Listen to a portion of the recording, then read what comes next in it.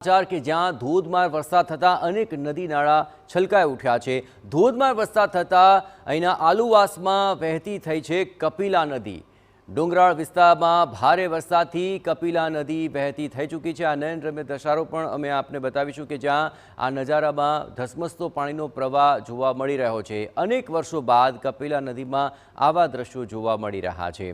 વર્ષોથી લુપ્ત થઈ ગયેલી આ નદી ફરી એકવાર જીવંત બની ઉઠી છે। આપણે જણાવીએ કે ભારે વરસાદ વરસ્યો છે, ઉપરવાસમાં પણ ભારે વરસાદ છે અને તેને કારણે હાલ અનેક નદી નાળા છલકાઈ ઉઠ્યા છે। તેમાં કપિલા નદીની અંદર પણ નવા નીર આવ્યા છે અને નદીનું રૌદ્ર સ્વરૂપ અત્યારે સામે આવી રહ્યું છે, કારણ કે ધસમસતો પાણીનો પ્રવાહ કપિલા નદીની અંદર વહી રહ્યો છે અને બંને કાંઠે ભરપૂર માત્રામાં પાણી ધસમસતું આગળ વધી રહ્યું છે। તો પાટણની અંદર કપિલા નદીનું આ રૌદ્ર સ્વરૂપ જુઓ। બે કાંઠે કપિલા નદી વહી રહી છે।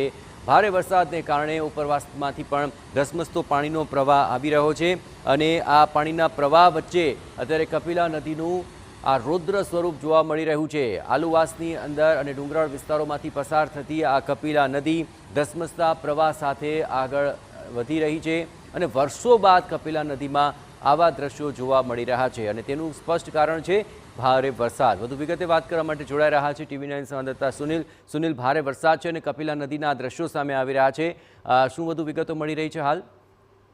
ચોક્કસ જયેશ, કહી શકાય તો કપિલા નદી જે રીતે બે કાંઠે વહેતી થઈ છે, ખાસ કરીને આ દ્રશ્યો કહી શકાય તો ક્યાંક ના ક્યાંક ચોંકાવનારા દ્રશ્યો સામે આવી રહ્યા છે, કેમ કે વર્ષોથી જે લુપ્ત થઈ ગઈ હતી નદી, જેનો ઇતિહાસ પણ કહી શકાય તો મહાભારતના સમયનો પાંડવો સાથે સંકળાયેલો હતો, અનેક વર્ષો બાદ આ નદીમાં આ પ્રકારના દ્રશ્યો સામે આવ્યા છે। ખાસ કરીને ઉપરવાસમાં એટલે કે સાંતલપુરના ડુંગરવાળા જે વિસ્તારો છે ત્યાં હાલ ભારે વરસાદ વરસી રહ્યો છે, તેને લઈને આ પ્રકારના નયનરમ્ય દ્રશ્યો અને રૌદ્ર સ્વરૂપ કહી શકાય તો તે રીતે કપિલા નદીના દ્રશ્યો સામે આવ્યા છે।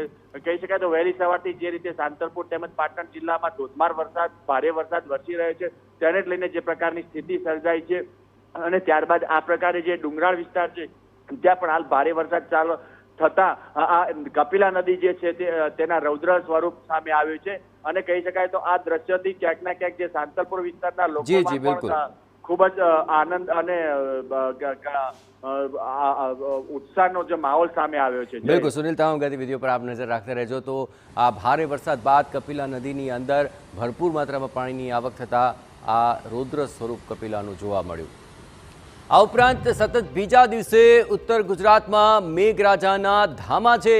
પાટણમાં સતત બીજા દિવસે મેઘરાજા ધોધમાર અનરાધાર વરસી રહ્યા છે અને 2 કલાકમાં તો 2.5 ઇંચથી વધુ વરસાદ અહીં ખાબકી ગયો।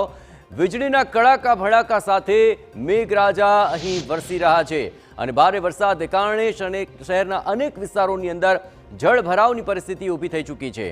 લાંબા સમયની રાહ જોયા બાદ છેલ્લા 2 દિવસથી અહીં ધોધમાર વરસાદ વરસી રહ્યો છે, જેને કારણે નીચાણવાળા વિસ્તારોમાં ભરાઈ ગયા છે પાણી।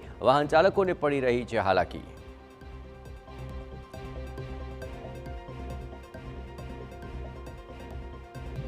ધોધમાર વરસાદ બાદ પાટણમાં ઠેર ઠેર પાણી ભરાઈ ચૂક્યા છે। નીચાણવાળા વિસ્તારની દુકાનોમાં પાણી ભરાઈ ચૂક્યા છે અને દુકાનોમાં પાણી ભરાતા દુકાનદારોને હાલાકી ભોગવવાનો વારો આવ્યો છે। અહીંની આ કપિલા નદીમાં પણ રૌદ્ર સ્વરૂપ જોવા મળી રહ્યું છે। આ 4 તસવીરો આપણે બતાવી રહ્યા છીએ કે જ્યાં ભારે વરસાદ બાદ ઠેર ઠેર પાણી ભરાયા છે। રાહદારીઓ ઘૂંટણ સમાણા પાણીમાં ચાલવા માટે મજબૂર છે। દુકાનોમાં પાણી ઘૂસી ચૂક્યા છે। તો વર્ષો બાદ કપિલા નદીની અંદર ભરપૂર માત્રામાં પાણી આવવાને કારણે નદીનું રૌદ્ર સ્વરૂપ જોવા મળી રહ્યું છે। વાહન ચાલકોને આ પાણી વચ્ચે જ ચાલવા માટે મજબૂર થવું પડી રહ્યું છે। તો અનેક એવા નીચાણવાળા વિસ્તારો છે કે જ્યાં આખરે દુકાનોની અંદર પાણી ભરાતા લોકોને મુશ્કેલીનો સામનો કરવો પડી રહ્યો છે। તો પાટણમાં ધોધમાર વરસાદથી શહેરીજનોની પણ મુશ્કેલી વધી છે અને શહેરમાં પ્રવેશતા તમામ જે ગરનાળા છે તેમાં પણ વરસાદી પાણી ભરાયા છે। આ 4 તસવીરો આપ જોઈ રહ્યા છો કે શહેરમાંથી બહાર આવવાના રસ્તાઓ પણ બંધ થઈ ચૂક્યા છે અને તમામ રસ્તાઓ પર પાણી ભરાઈ ચૂક્યા છે। નીચાણવાળા વિસ્તારોની દુકાનોની અંદર પાણી ભરાતા દુકાનદારોને નુકસાની વેઠવાનો વારો આવ્યો છે। એ ઉપરાંત દુકાનદારોને આર્થિક ફટકો પડી રહ્યો છે અને તેઓ માંગ કરી રહ્યા છે કે જો પ્રી મોન્સૂન કામગીરી યોગ્ય રીતે થઈ હોત તો આ રસ્તામાંથી પાણીનો નિકાલ થઈ ગયો હોત અને તેમને નુકસાન ન વેઠવું પડત।